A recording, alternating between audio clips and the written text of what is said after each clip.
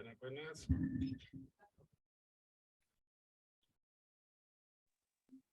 Buenas tardes. Bueno, sí me escucha. Buenas tardes, Sí, estimadísima. sí lo escuchamos. Ok, Buenas tardes.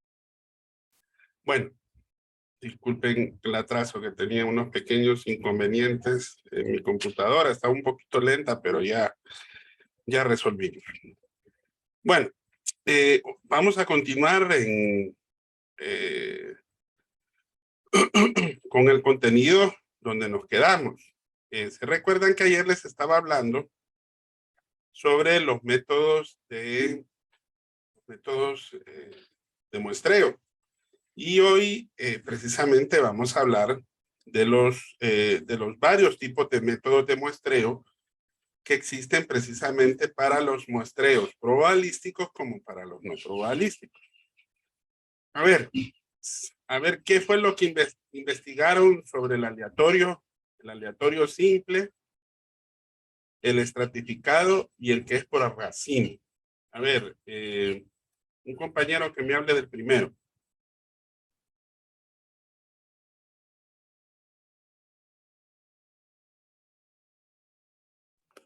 Bueno, yo lo que investigué del muestreo aleatorio simple es que es un muestreo probabilístico que da a cada elemento, que da a cada elemento de la población, a la población un objetivo y muestra un tamaño determinado a la misma probabilidad de ser seleccionado.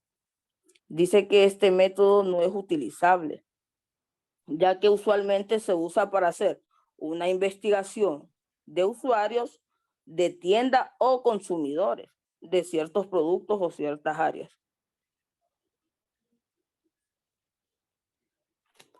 Ok. En razón a las características del tipo de muestreo probabilístico, ¿qué características son mayormente establecidas en cuanto a este tipo de muestreo? ¿Abogado? ¿Sí? Ok.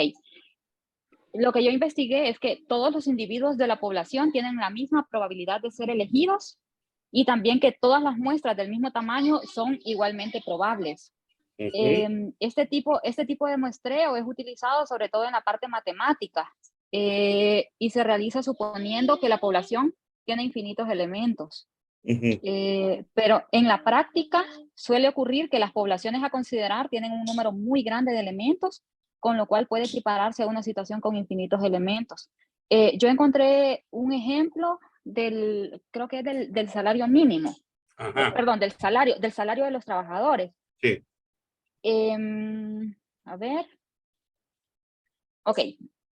Si nos interesa realizar una estimación del sueldo promedio de la población trabajadora de un país, por ejemplo, desde un punto de vista meramente intuitivo, una forma de realizar la inferencia, porque es otra de las maneras como se le llama, consistiría en seleccionar una muestra de individuos de la población y preguntarles el sueldo para pues, posteriormente calcular la media o aritmética, por ejemplo.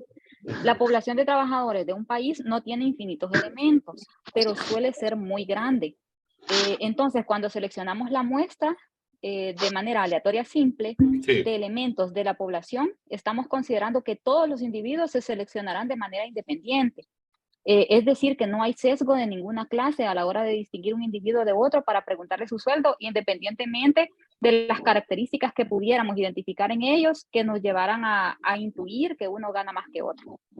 Así es. Sí, podríamos decir en ese sentido, entonces, que se cumplen las características que precisamente tiene lo que demuestra el material, ¿verdad? En donde habla de que hay que determinar primeramente el tamaño de una muestra y siempre se seleccionan los elementos al azar, ¿verdad? Esa es la característica primordial que tiene este tipo de muestreo, ¿verdad? Que siempre es al azar, ¿verdad? En otras palabras, esa es la característica del aleatorio simple. Generalmente se hace a partir de listas. Tanto Indira como también la compañera Yuri, pues hicieron algunos ejemplos que se aplica precisamente a este tipo de muestreo. Ahora hablemos del estratificado. A ver, ¿qué fue lo que averiguaron del muestreo estratificado?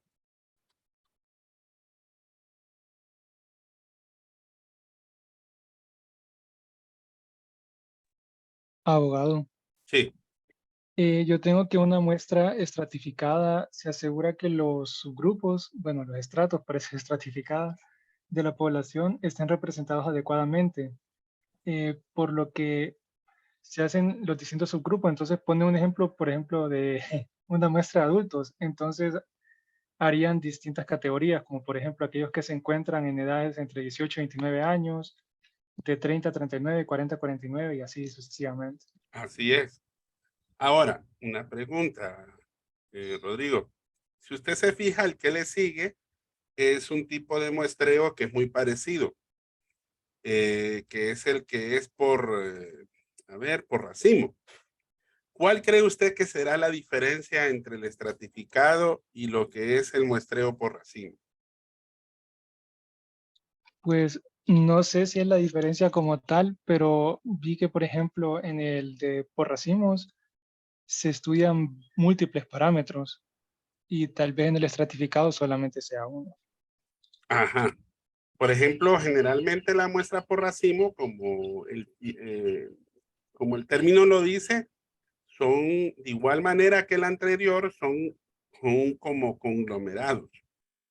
Vaya, por ejemplo, puede ser un conglomerado de acuerdo a un lugar, puede ser ciudad, puede ser familia, escuela, son conglomerados, ¿verdad? Por eso hablamos que de cierta manera se hacen grupos, pero en el estratificado es un solo criterio, ¿verdad? El que se establece, ¿verdad? Para poder eh, determinar una muestra.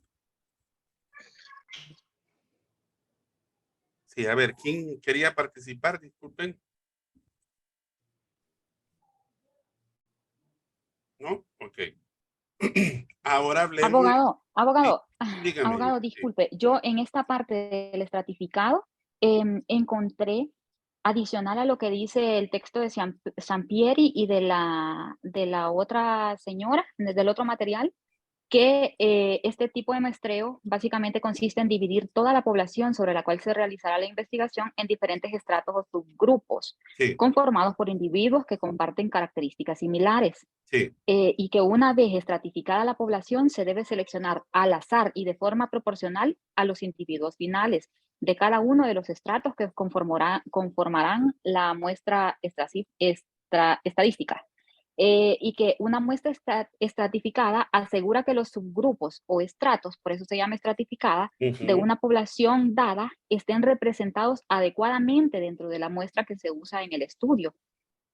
Por ejemplo, creo que esto se parece a lo que decía Rodrigo, que podríamos dividir una muestra de adultos en subgrupos por edad, como rangos de 18 a 29, de 30 a 39, 40 a 49, 50 a 59 y 60 y más.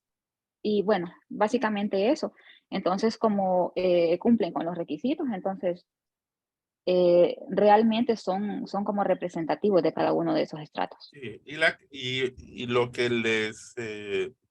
lo que podríamos aquí tomar en cuenta es que un estrato es algo así como un conjunto de piezas o elementos que integran, en este caso, el universo, pero que están agrupados con ciertas características en común. ¿Ok? Por eso, Abogado, yo entiendo, sí, perdón, yo entiendo que el muestreo por conglomerados, la selección de la muestra se realiza mediante seleccionando al azar, ¿verdad? Incluyendo todos los miembros de la población. Y cuando es extractificado, la selección de la muestra se va haciendo de una manera aleatoria. Eh, ambos a son man- al a azar. la- Ambos son al azar. esa- Sí, lo ambos son que al azar. ambos son al azar. Así es, sí. Lo que pasa es que la diferencia de uno con el otro es que recuerde Ujú. que el conglomerado es como... El extractificado es de manera aleatoria. Ujú, sí, así es, sí. Ajá, Porque ajá. recuerde que el aleatorio es el mismo sinónimo, o sea, es al azar, Exacto, sí. es al azar. Lo que pasa es que de cierta manera, cuando hacemos conglomerados, lo que hacemos es como dividirlo por grupos o llamados subgrupos, ¿verdad? Que son similares, pero son diversos internamente. ¿Ok? Ujú. Y en el otro, sí, deben de tener características similares. ¿Ves la diferencia? Por eso decimos conglomerado es como un racimo. Un racimo de uvas, imagínense. Usted ve un racimo, es exactamente la misma. Cuando va a sacar esa muestra, tiene que ser representativa precisamente de lo que es el universo. Agarra una uva, es como que agarrara 10 uvas de un racimo. Por eso decimos que es una muestra por conglomerados o por racimo, ¿verdad? No sé si me doy a entender un poquito mejor aquí. Sí, abogado, sí. Gracias. Ok. Bueno, ahora hablemos de los no probabilísticos. Hay dos ahí. El que es por cuotas o proporcionales y la muestra intencionada. ¿Qué investigaron ustedes de la que es por cuotas o proporcionales?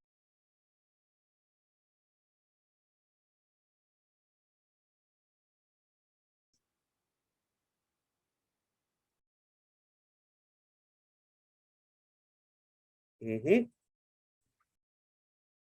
Abogado, Sí, yo tengo que el muestreo por cuotas, en él se toma una muestra personalizada que es proporcional a alguna característica o rasgo de una población.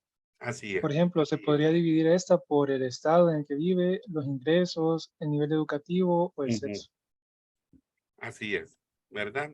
Esa es la diferencia, por eso se llama por cuotas, ¿verdad? Y en base a esa Abogado, proporción, dígame. perdón, esta es la que se parece al estratificado, ¿verdad? Exactamente. Bueno, ¿Ves que- esta se parece porque mediante este sistema el investigador divide a la población en grupos o estratos que poseen características similares, como por ejemplo sexo, edad, religión, y de ellos se selecciona una muestra proporcional y representativa de toda la población. Así es, sí. Es muy parecida. La diferencia es que en una sí hay un criterio del investigador y la otra es aleatorio, ¿verdad? Entonces tienen características muy similares en este sentido. Así es. Y la muestra intencionada, que diríamos que es la no probabilística pura.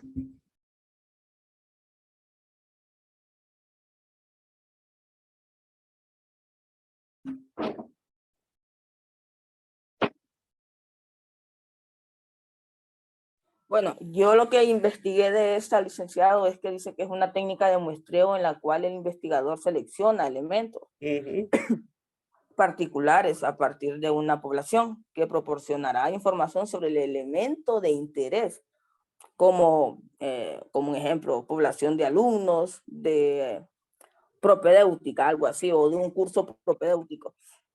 Porque es como, es algo sobre la base del conocimiento que tiene el investigador de la población. Dice que se hace un juicio sobre qué sujetos deberían ser seleccionados para proporcionar la información adecuada que responda al propósito de la investigación. Sí. Siempre los sujetos en esta muestra no probabilística dicen que porque también en este método muestreo intencionado también se hace una muestra no probabilística. Pero y dice que generalmente son seleccionados en función de su accesibilidad al criterio de personal Sí. e intencional del investigador. Como siempre hay como una desventaja de este método de muestreo no probabilístico, porque es que no se toman pruebas de una porción desconocida de la población, sino que es lo que ya sucede dentro de esta población. Es como que yo venga y haga una investigación en la UNAM y hagamos una investigación de la minoría. Sí. O sea, entre garífunas, misquitos, o sea, ahí lo único que yo voy a buscar ¿por qué estos estudiantes no pasan el examen, la prueba? Y entonces ahí se empieza a hacer un estudio, un examen propedéutico para ver cuál es el nivel de estudio que tienen estos estudiantes. Ujú. Entonces, eso. Sí, así es. ¿Sí? Bueno, yo también averigüé sobre el muestreo no probabilístico que, bueno, dice, el muestreo no probabilístico se utiliza para lo siguiente, crear una hipótesis, investigación exploratoria y limitaciones de presupuesto y tiempo. Ujú. Que en la creación de una hipótesis los investigadores utilizan métodos de muestreo no probabilístico para crear una hipótesis cuando se limita a no disponer de información previa. O sea que este método ayuda a la devolución inmediata de datos y construye una base para futuras investigaciones. Y en la investigación exploratoria, los investigadores utilizan ampliamente esta técnica de muestreo cuando realizan investigaciones cualitativas o estudios pilotos. Y en las limitaciones de presupuesto y tiempo se utiliza cuando hay limitaciones de presupuesto y tiempo y se debe reunir algunos datos preliminares. Sí. Nick, una pregunta. ¿Será que en este muestreo se utiliza para realizar lo que es el instrumento preguntas abiertas? Sí, porque si se fija de cierta manera, lo que aquí se aplica son más que todo a tipos de investigaciones más cualitativas. Correcto. Estudios pilotos y a veces también investigaciones exploratorias, ¿verdad? Por otro lado, también ahorra tiempo. Y eso es cuando de repente el investigador no tiene mucho tiempo, tiene un tiempo bien limitado para hacer, digamos, los procesos investigativos, aún en lo financiero también, ¿verdad? Y generalmente porque tal vez el investigador ha recogido algún tema en particular que necesita analizar de manera profunda, ¿verdad? Para eso más que todo se aplica este tipo de muestreo.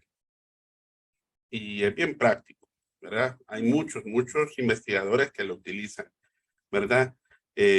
Pero también puede tener sus desventajas, ¿verdad? Vaya, por ejemplo, recuerde que al seleccionar X número de muestras o de unidades de muestreo, puede haber algún sesgo desde su punto de vista, de su opinión subjetiva de los sujetos de estudio. ¿Me entienden? Porque usted lo selecciona, ¿verdad? Por algún criterio, pero de repente se puede equivocar por algún sesgo hasta personal que usted puede tener, ¿verdad? Acerca de la población. Y por otro lado también porque a veces es poco común, pero al elegir generalmente una muestra, en ese tipo de muestreo no probabilístico, a veces los investigadores deben de tener cuidado con las personas que muchas veces se seleccionan para recoger esos datos, porque se puede distorsionar en los resultados que al final del día, por ejemplo, se hacen dentro de una investigación, ¿verdad? Entonces, porque recuerden que al final de cuentas debemos de tratar de que dichos métodos o procedimientos deben de ser lo más vaya, como era el término que utilizábamos, fiables, ¿verdad? Y válidos, para así poder obtener buenos resultados. Bueno, estamos muy bien, vamos bien aquí. Ahora vamos a ir hasta la página 191 y en el material de apuntes nos vamos a ir a los procedimientos para la recopilación de los datos.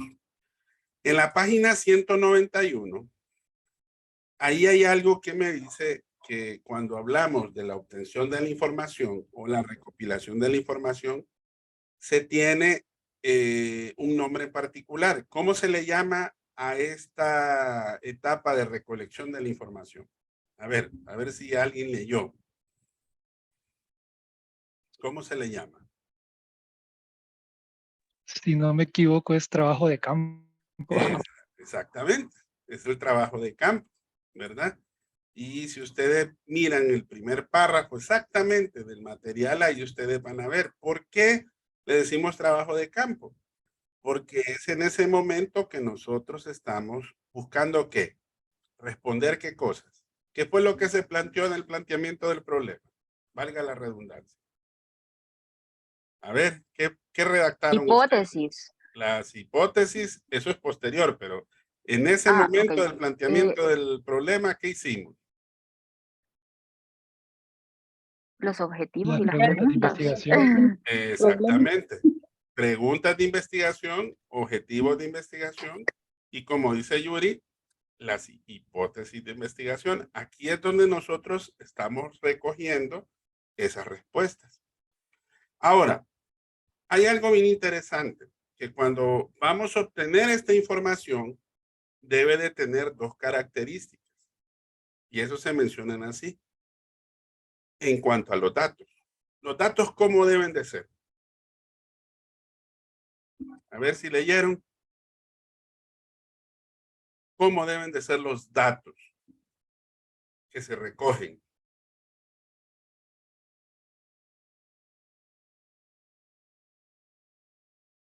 Deben ser confiables, Liz. Exactamente, deben de ser confiables. Y cuando hablamos de confiabilidad, ¿a qué nos referimos? Que deben de ser ¿qué? Pertinentes y suficientes. Exactamente. Ahí está en ese párrafo, Indira, exactamente. Los datos, no, pero está bien, pero lo que quiero es que ubiquen esa parte del contenido, porque recuerden que eso es lo que vamos a evaluar. Y eso es lo más interesante que ustedes deben de saber en cada uno de estos capítulos, ¿verdad? Deben de ser pertinentes y suficientes, ¿verdad? La confiabilidad habla de pertinencia y ser suficientes, ¿verdad? En cuanto a las fuentes que usted consultó y en cuanto a la recolección que usted realizó, ¿verdad? No se les vaya a olvidar. Bueno, a ver si se recuerdan aquí. Esto sí hay que retrotraerse un poquito a una etapa, 2 etapas previas. ¿Se recuerdan ustedes que para el marco teórico hablamos de 3 tipos de fuentes? Pero aquí solamente hablamos de 2. ¿Cuáles son los 2 tipos de fuentes de recolección de la información que vemos aquí? ¿Verdad? ¿Y por qué creen ustedes que de repente no consultamos esa tercera opción como es en el caso del marco teórico? Tal vez por lógica, porque no está en el texto. No son primarias y secundarias, ¿verdad? O sea, Así es. Aquí solamente hay 2 tipos de fuentes, primarias y secundarias. Pero en el marco teórico podían ser hasta 3, primarias, secundarias y terciarias. ¿Por qué creen ustedes que de repente aquí no necesitaremos recurrir hasta un tipo de fuente terciaria para obtener la fuente de primera mano, que es la que nos interesa?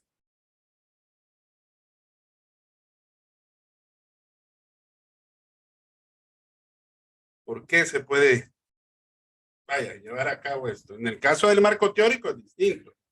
Aquí ya estamos como aplicando precisamente los instrumentos y las técnicas de recolección de datos. Ya es el trabajo de campo, como bien lo mencionó Rodrigo.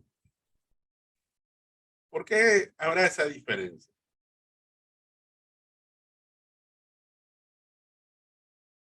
Entendí, Fidelic, la pregunta. Yo les decía, en el marco teórico hay 3 tipos de fuentes. En esta etapa solo hay 2 tipos de fuentes. ¿Por qué creen ustedes que existirá esa diferencia entre esta etapa, que ya es recolectar la información para darle respuesta al problema objeto de investigación, y la etapa y dos o 3 etapas antes, que es la recolección del marco teórico, la perspectiva teórica? Porque sirven de contexto. Esta información sirve de contexto, de antecedente y también es complementaria a lo que se está investigando, a la información sí, o datos que logra recolectar el investigador por su cuenta. Exactamente. Ustedes ven que son 2 tipos de información totalmente diferentes, ¿verdad? Y por otro lado también, además de lo que mencionó Yuri, recuerden que este tipo de fuente debe de ser válida siempre. En el otro tipo de fuente, recuerde que usted va a estudiar diferentes teorías, escuelas características, etcétera, etcétera, ¿verdad? Y aquí el procedimiento que el investigador va a seguir debe de ser de acuerdo a las características del tema, a los objetivos, al marco teórico, que es el que estábamos mencionando, a la hipótesis, al tipo de estudio y al diseño que usted selecciona, ¿verdad? Entonces, para que se fijen que aquí hay mucha más rigurosidad en cuanto a lo que es obtener precisamente la información. A ver, dice Judith, porque la información que recoge el investigador de las fuentes primarias son directas de la población. Sí, también, ¿verdad? Porque recuerde que siempre que lo obtenemos directamente de lo que son los sujetos de estudio, o lo que nosotros llamamos las unidades de muestreo, ¿verdad? Sobre estas, pues, tenemos una mayor rigurosidad, permítanme. ¿Verdad? Una mayor rigurosidad, ¿verdad? En cuanto a la exigencia, ¿verdad? Que se quiere tener sobre la misma. Ok, bueno, más adelante en el capítulo 7.10.2 habla de las técnicas de acuerdo a cada enfoque. Aquí, estimadísimos, yo sé que no es que se van a aprender todos esos, ¿verdad? No se van a aprender todos esos, no. Por lo menos ustedes deben de tratar de identificar cuáles son las técnicas que generalmente se necesitan para cada tipo de enfoque. Vean cómo es la investigación. En el enfoque cualitativo se utilizan, ¿verdad? Cierto tipo de técnicas.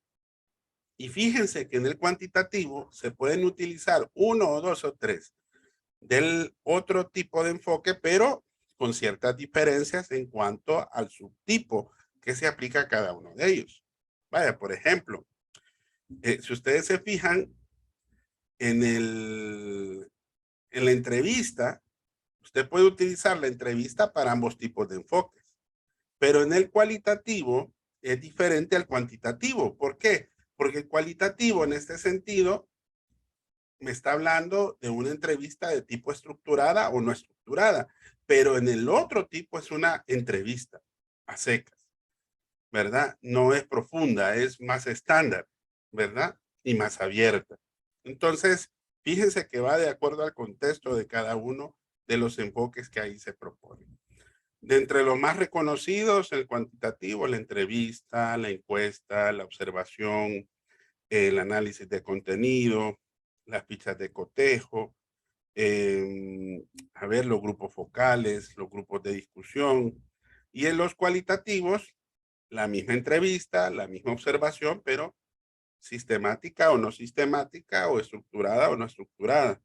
Las autobiografías, los anecdotarios, las historias de vida, las notas de campo, el análisis de documentos, para que se fijen que aquí es más específico, más cualitativo, ¿verdad? Bueno, y finalmente, a ver, ¿cuáles son las técnicas que más se utilizan? A ver, ¿quién me puede responder? Bernal menciona 5. ¿Cuáles son las que más se utilizan? La encuesta. Entrevista, observación directa, análisis de documento e internet. Exacto. Correcto. ¿Y la que más les gusta a ustedes? La última, ¿verdad? Internet. Sí, porque es de donde es más sencillo y más práctico de poder utilizar y recolectar, ¿verdad? Pero cada una Correcto. tiene sus ventajas y sus desventajas, ¿verdad? En el material de María Antonieta Tapia, habla específicamente de 2. Habla de la observación y habla de la entrevista. Habla, así como aquí habla de la observación directa, pero aquí no habla de la entrevista, pero de acuerdo a María Antonieta, estas son las 2 más utilizadas. La observación, ¿verdad? Y la entrevista. Que vamos a hablar un poquito de eso. Pero vamos a terminar esta parte que está acá. Bueno, de ahí me habla del proceso para recolectar los datos. Miren, este proceso es bien común, ¿verdad? No es algo fuera del conocimiento de lo que realmente nosotros debemos de hacer. pero es un esquema general, como bien lo menciona precisamente Bernal. Primero, tener muy bien establecidos cuáles son los objetivos que usted se propuso en la investigación y cuáles iban a ser las variables de las hipótesis, ¿verdad?, que se iban a contrastar. Esto es muy importante para que nosotros podamos hablar de un proceso para recolectar datos. 2, haber seleccionado la población y la muestra. ¿Ok? 3, definir las técnicas de recolección. Eso significa que usted las elabora y al mismo tiempo las valida. Si ustedes quieren ver algunos ejemplos de estas técnicas, pueden ir al capítulo 9 de este mismo texto y ahí ustedes van a ver cuáles son las técnicas que se utilizan generalmente para los dos tipos de enfoque y al mismo tiempo ahí pueden ver cómo es que se validan, ¿verdad? Cómo es que se pueden validar. 4, se debe recolectar la información para después ir a procesar, ¿verdad? Recuerden que cada uno de estos elementos para poderla procesar, ¿verdad?, va de acorde a su respectiva descripción, su análisis y discusión, porque al final de cuentas, ¿qué es lo que pretendemos? Pues obtener las conclusiones que nos permiten pues comprobar si realmente se cumple la hipótesis planteada y logramos encontrar una solución al problema, ¿verdad? Que recuerden que eso es lo que busca al final de cuentas lo que es el investigador. Después viene un cuadrito bien sencillito, como para que ustedes puedan ver las fuentes, las técnicas principales y los pasos que ya los mencionamos aquí. Y posteriormente finaliza con el resumen y de ahí nos vamos a la página 198. Aquí ya vamos a la par con el material de César Bernal, ¿verdad? Entonces, estimadísimos, en esta parte del procesamiento de la información, esta es una parte que antes, cuando se hacía la antigua, era, vaya, de manera más artesanal. Ahora tenemos una gran ventaja de que para procesar los datos tenemos nosotros lo que nosotros decimos como programas estadísticos. Tenemos aplicaciones estadísticas que nos ayudan a procesar esos datos. Porque recuerde que cuando usted aplicó X número de encuestas, realizó X cantidad de entrevistas, realizó X estudio de casos, si de repente hizo, vaya, hizo un análisis documental, todas esas técnicas obtienen ciertos tipos de información que se encuentran dispersas, que se encuentran desordenadas y que se encuentran separadas. Entonces, ¿qué es lo que hay que hacer en esta etapa? Que es el procesamiento de la información. Tenemos que agrupar y tenemos que ordenar la información. ¿Ok? ¿Por qué de esto no les consulto? ¿Por qué? Porque si se fijan en esta parte del procesamiento de información y como solo es una sola página, ustedes se van a fijar que para procesar la información ya hay una serie de pasos establecidos y hay una serie de herramientas establecidas. Los pasos son bien sencillos, de acuerdo al programa estadístico que usted tenga, ¿verdad? Y obtener la información de la muestra objeto, definir las variables o criterios para obtener precisamente dentro del trabajo de campo, definir las herramientas estadísticas que va usted a ver qué tipo de herramientas. El siguiente capítulo ya menciona algunas. Esas, estimados, no vienen en examen. Yo no les voy a preguntar del análisis de Pareto, del diagrama de causa de efecto, gráficas de control, distribución de frecuencias, etcétera, etcétera. No, ahí solamente me interesa que ustedes sepan lo del procesamiento de la información y los pasos, ¿verdad? Y ahí recuerden que se introduce la información al computador, se activa el programa y ahí se imprimen los resultados, ¿verdad? Eso en cuanto a el procesamiento de la información. Ahora, para terminar el tema anterior, estimadísimos, para mañana nos vemos, ¿verdad? Estimados. Sí, ¿verdad? abogado, según Sí. la descripción del grupo, sí, mañana Ok. también. Entonces, quiero que me lean la parte de los procedimientos para recopilación de datos. ¿Ok? Porque recuerden que vamos a ver aquí lo que es la etapa. Vamos a finalizar con esta etapa, perdón, de la obtención de la información. Al ver esas dos técnicas, ver algunas ventajas, ver algunas desventajas. Y finalmente cerramos el ciclo con la del procesamiento de la información. Después vamos a ir hasta la página 223 del material de Bernal y ahí vamos a ver el cronograma de actividades, presupuesto y bibliografía.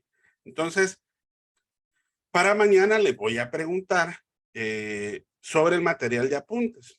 Ahí ustedes van a ver dos tipos de procedimientos o técnicas de recopilación de datos. Vamos a profundizar un poquito lo que es la observación, lo que es la entrevista. Vamos a hablar del cuestionario también un poquito. Vamos a ver cómo deben de hacerse las preguntas de un cuestionario y qué características debe tener. De igual manera, qué ventajas y qué desventajas tienen cada una de ellas, ¿verdad? Y al final, ver la claridad en cuanto a lo que deben de ser las preguntas.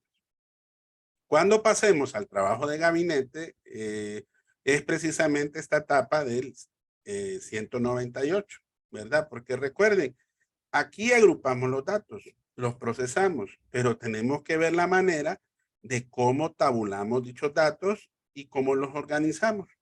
A la manera antigua era precisamente haciéndolo a través del trabajo de gabinete. Entonces, mañana vamos a hablar de eso y vamos a cerrar estos dos temas que se encuentran en el capítulo 7.10 y el capítulo 7.11. Para así dejar la próxima semana ya los últimos temas que serían el 7.13, que es el cronograma de actividades, presupuesto y bibliografía, el 7.15, que es la redacción y entrega del informe del anteproyecto, porque aquí hay dos etapas. Una etapa que ya desarrollamos casi en su mayoría ahorita, que casi hemos completado la etapa del anteproyecto, hasta antes del trabajo de campo. Ya el trabajo de campo es parte del desarrollo de la investigación. Entonces vamos a ver un resumen en el capítulo 8, para que ustedes más o menos ahí ustedes aterricen y vean el contexto más amplio de cómo se hace lo que es la parte del desarrollo de la investigación. A ver, Rodrigo, dígame. Sí, abogado, es que fíjese que quedé un poco con la duda. Entonces, la muestra estratificada es la que tiene distintas cualidades y la por racimos es en la que los individuos se parecen entre sí. Es la que tiene diferentes. Distintas cualidades tengo yo aquí como en estratificada. Uh-huh. Y en por racimos tengo que los individuos tienen cualidades parecidas entre sí. Sí, exactamente. Así es. Sí. Ah, ok. Así es, exactamente así. Para no confundir. Exactamente. Bueno, nos quedamos hasta aquí entonces, estimadísimos, y nos vemos mañana, si Dios lo permite, ¿verdad? Bueno, adiós, abogado. Solamente. Feliz tarde. Hasta luego.